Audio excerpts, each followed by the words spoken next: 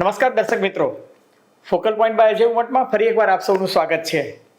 સોનું અને ચાંદી આજે 1 લાખને પાર કરી ગયા છે, પરંતુ શું આ તેજી ટકશે?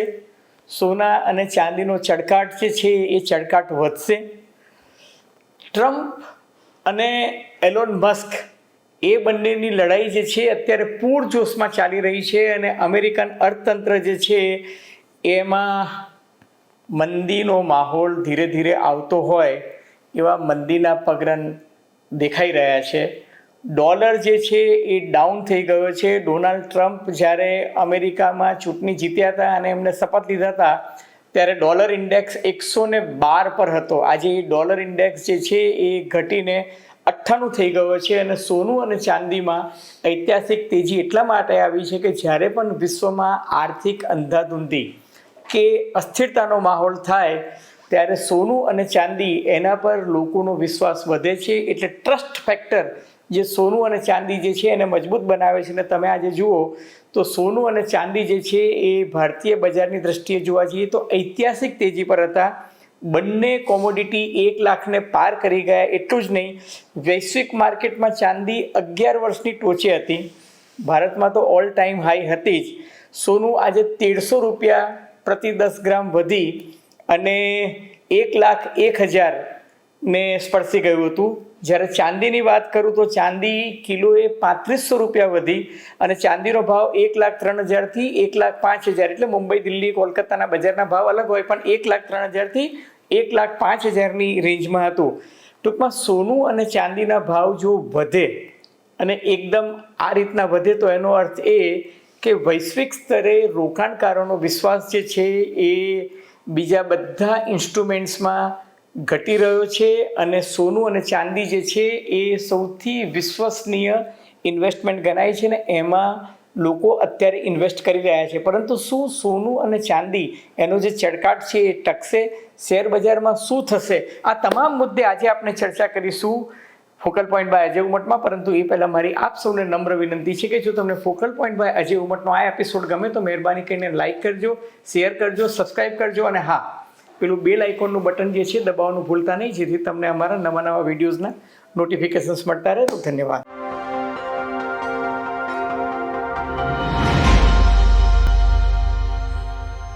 મિત્રો, ગ્લોબલાઇઝેશનનો જમાનો છે અને અમેરિકા જે છે એ આજે પણ ઇકોનોમિકલ સુપર પાવર છે.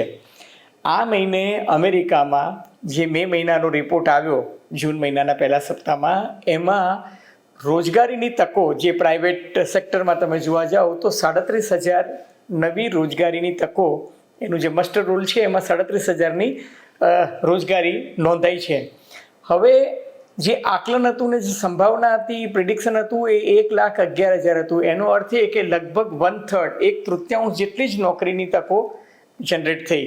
એનો અર્થ એ કે અમેરિકાની તમામ એજન્સીઝ એક વસ્તુ સૂચવી રહી છે કે અમેરિકાની ઇકોનોમી જે છે એ સ્લો ડાઉન તરફ જઈ રહી છે. અને સ્લો ડાઉનનો અર્થ એ થયો કે ભવિષ્યમાં મંદીના એંધાણ જે છે એ નકારી શકાય નહીં. મેં તમને શરૂઆતમાં જ કહ્યું કે ડોલર ઇન્ડેક્સ જે છે એ અત્યારે 100થી નીચે 98 ઉપર આવી ગયો. એક જમાનામાં $112 તો જો બાઇડનના સમયમાં 120 સુધી પહોંચી ગયો હતો.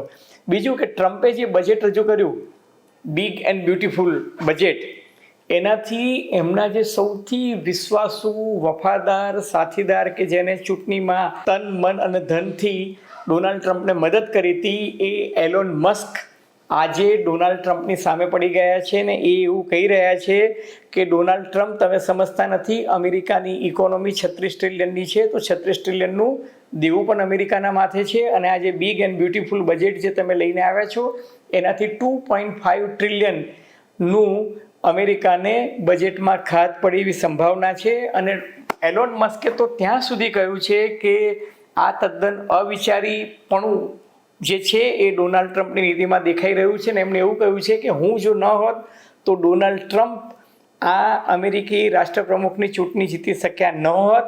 અને એમને પોતાના એક્સ એટલે કે ટ્વિટર પર લખ્યું છે કે કિલ ધ બિલ. અને ડોનાલ્ડ ટ્રમ્પની સામે જો એલોન મસ્ક જેવો અમેરિકાનો સૌથી ધનાઢ્ય વગદાર પુરુષ જો મેદાનમાં પડે તો અમેરિકામાં અત્યારે રિપબ્લિકન પાર્ટી જે ડોનાલ્ડ ટ્રમ્પની ખુદની પાર્ટી છે એમાં પણ વૈચારિક મતભેદ જે છે ઊભા થવા મળ્યા છે અને ડોનાલ્ડ ટ્રમ્પે તો આજે ટ્વિટરના માધ્યમથી એવું પણ કહી દીધું છે કે આઈ હેડ બેસ્ટ રિલેશનશિપ વિથ મસ્ક, પણ ભવિષ્યમાં શું થશે મને કંઈ દેખાતું નથી. એનો અર્થ એ કે ડોનાલ્ડ ટ્રમ્પે પણ એલોન મસ્ક સાથે સંબંધો કાપવાના સંકેત આપી દીધા છે. ટૂંકમાં એને મસ્તીમાં કહીએ ને તો હવે ડોનાલ્ડ ટ્રમ્પ એવું કહેવા માંગે છે મસ્ક માટે કે તું ચીજ નહીં હે મસ્ત મસ્ત. એટલે મસ્ક અને મસ્તની વાતો જે છે એ બંને વચ્ચે જે શાબ્દિક યુદ્ધ જે રીતના શરૂ થઈ ગયું છે એ જોતાં એવું લાગે છે કે અમેરિકામાં ઓલ ઇઝ નોટ વેલ. હવે જોડો ક્યાં ડંખે છે. સમગ્ર વિશ્વમાં વેપારની દ્રષ્ટિએ અમેરિકા જે છે એ લગભગ આખું જીડીપીમાં 25-26% યોગદાન જે છે અમેરિકાનું ગણાય છે. હવે અમેરિકામાં જો અનિશ્ચિતતાનો માહોલ હોય તો એને કારણે એની જે એક સાયક્લિક ઇફેક્ટ જે કહે છે જેને ચેઇન રિએક્શન એ આખી દુનિયામાં આવે છે. એક ટેરિફના મુદ્દે ડોનાલ્ડ ટ્રમ્પની જે નીતિ રીતિ છે એનાથી સમગ્ર વિશ્વના મોટે ભાગના દેશોમાં અસંતોષ છે. યુરોપિયન યુનિયન જે છે ડોનાલ્ડ ટ્રમ્પની નીતિ રીતિથી નારાજ છે. તો ચીન સાથે હજી પણ જે વેપાર નીતિની જે સમજૂતી થવી જોઈએ નથી થતી. આજે જ ડોનાલ્ડ ટ્રમ્પે કહ્યું છે કે ચીન સાથે એટલે કે શી જિનપિંગ સાથે નેગોશિએશન અથવા તો વેપારિક મંત્રણા જે છે એ બહુ ટફ થતી જાય છે. કેનેડા અને મેક્સિકો કે જે અમેરિકાના એકદમ નેક્સ્ટ ડોર નેબર છે, પડોશી છે, એ બંને ઉપર ડોનાલ્ડ ટ્રમ્પે આજે સ્ટીલ અને એલ્યુમિનિયમની જે ટેરિફ વધારી એનાથી એ બંને દેશો જે છે એ દેખીતી રીતે નારાજ થયા છે. હવે અમેરિકી અદાલતો જે છે એ ઘર આંગણે ડોનાલ્ડ ટ્રમ્પના એક્ઝિક્યુટિવ ઓર્ડર્સ જે છે એની સામે ઘણી બધી જગ્યાએ સ્ટે આપી રહી છે. દાખલા તરીકે અમેરિકાની ઇન્ટરનેશનલ કોર્ટ ફોર ટ્રેડ જે છે એને ડોનાલ્ડ ટ્રમ્પની ટેરિફ નીતિનો વિરોધ કરતાં કહ્યું છે કે અમેરિકી રાષ્ટ્રપ્રમુખ જે છે એ પોતાના એક્ઝિક્યુટિવ ઓર્ડરથી આ પ્રકારનું ટેરિફ વોર ન કરી શકે. એમને સમજદારીપૂર્વક ટેરિફ જે છે એ વધારવા જોઈએ. એમણે એવું કહ્યું છે કે ટેરિફ જે છે એ અસામાન્ય અને અસાધારણ સંજોગોમાં જ આ પ્રકારનું ટેરિફ વોર જે છે થવું જોઈએ. દાખલા તરીકે રશિયા છે કે ઈરાન છે કે નોર્થ કોરિયા છે, આ દેશો પર અમેરિકા આર્થિક પ્રતિબંધો મૂકે એ વખતે ટેરિફ વોર કરી શકે, સેન્કશન મૂકી શકે. પણ આ ટેરિફ વોરની જે નીતિ રીતિ છે એ યોગ્ય નથી. અલબત્ત ડોનાલ્ડ ટ્રમ્પે એને ચેલેન્જ કરીને અત્યારે હાલ પૂરતો સ્ટે લઈ લીધો છે, પરંતુ એ અદાલતનો ચુકાદો છે એ એમાં 3 બહુ મહત્ત્વની વસ્તુ કીધી છે. એક કે આર્થિક પ્રતિબંધો મૂકો ત્યારે અમેરિકન રાષ્ટ્રપ્રમુખ જે છે પોતાના ઇમરજન્સી પાવર જે છે international emergency economic powers act જે છે એનો ઉપયોગ કરે. પરંતુ સામાન્ય સંજોગોમાં અમેરિકી રાષ્ટ્રપ્રમુખે આ ઇમરજન્સી પાવર જે છે જો અમેરિકાની અર્થવ્યવસ્થા નબળી પડતી હોય એટલે કે ઇકોનોમિક ક્રાઇસિસ હોય અથવા તો યુદ્ધની સ્થિતિ હોય અથવા તો અમેરિકાની વિદેશ નીતિને સાનુકૂળ હોય એના સંદર્ભમાં જ આ પ્રકારની જે ટેરિફ પોલિસી છે અપનાવવી જોઈએ. બીજું કે ડોનાલ્ડ ટ્રમ્પનું જે બજેટ આવ્યું જેને ડોનાલ્ડ ટ્રમ્પ પોતે એક ડ્રીમ બજેટ મનાવે છે અથવા તો બિગ એન્ડ બ્યુટીફુલ બજેટ કહે છે, એનાથી ઇલેક્ટ્રિક વેહિકલવાળી જે લોબી છે એ નારાજ છે ને એ લોબીમાં એમના મિત્ર એલોન મસ્ક પણ છે. કહેવાનું તાત્પર્ય એ છે કે ડોનાલ્ડ ટ્રમ્પની એક પછી એક તમામ નીતિ જે છે એ બધા મોરચે જે છે એમને જે યોગ્ય ઈચ્છિત સફળતા મળી નથી રહી. હવે એવું માનતા હતા કે રશિયા અને યુક્રેન વચ્ચે તો હું ચપટી વગાડતામાં યુદ્ધ સમાપ્ત કરી દઈશ.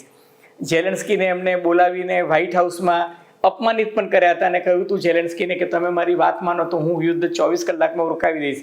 હવે ઝેલેન્સ્કીએ તો ડોનાલ્ડ ટ્રમ્પની વાત સાથે સંમતિ દર્શાવી છે, પરંતુ યુક્રેન અને રશિયા વચ્ચે તો યુદ્ધ થંભાનું નામ નથી લેતું, બલકે યુદ્ધ જે છે એ કદાચ નેક્સ્ટ લેવલ પર જાય તો નવાઈ પામવા જેવું નથી. ખુદ ડોનાલ્ડ ટ્રમ્પે ગઈકાલે કહ્યું છે કે રશિયા જે છે હવે યુક્રેન પર મોટો હુમલો કરવાની ફિરાકમાં છે. ટૂંકમાં રશિયા અને યુક્રેન વચ્ચે શાંતિ સ્થપાઈ નહીં. ઇઝરાયલ અને પેલેસ્ટાઇન વચ્ચે ડોનાલ્ડ ટ્રમ્પ માનતા હતા કે એ શાંતિ મંત્રણા જે છે એ સફળ બનાવી શકશે, ત્યાં પણ થતું નથી. ગાઝા પટ્ટીમાં હજુ પણ ઇઝરાયલના સૈનિકો જે છે એ બોમ્બમારો કરી રહ્યા છે. ઈરાન જે છે એ ડોનાલ્ડ ટ્રમ્પને ગાંઠી રહ્યું નથી. ટૂંકમાં ઈરાન સાથે પણ સમજૂતી થઈ નથી. હવે યુરોપિયન યુનિયન જે છે એ ડોનાલ્ડ ટ્રમ્પના અભિગમથી ખિન્ન છે, નારાજ છે અને એટલે જ આજે યુરોપિયન સેન્ટ્રલ બેંક, અત્યારે હું જ્યારે આ વિડીયો બનાવી રહ્યો છું ત્યારે સમાચાર જાણવા મળ્યા છે કે યુરોપિયન યુનિયન બેંક જે છે, યુરોપિયન સેન્ટ્રલ બેંક જેને આપણે કહીએ છીએ ECB, એને 0.25 બેસિસ પર વ્યાજ દર જે છે એ ઘટાડીને 2% કરી દીધા છે. એનો અર્થ એ કે યુરોપના બજારો તો કાલે સુધરી જશે. ભારતમાં પણ હું માનું છું કે રિઝર્વ બેંક જે શુક્રવારે સવારે કદાચ 0.25 બેસિસ કમસે કમ એટલું તો કરશે જ, 0.25 બેસિસ વ્યાજ દર ઘટાડશે. અને જો રીઝી જાય તો 0.5 બેસિસ પણ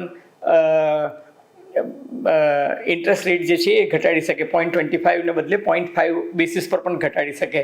હવે ભારતીય શેર બજારમાં અત્યારે તેજીનો માહોલ છે.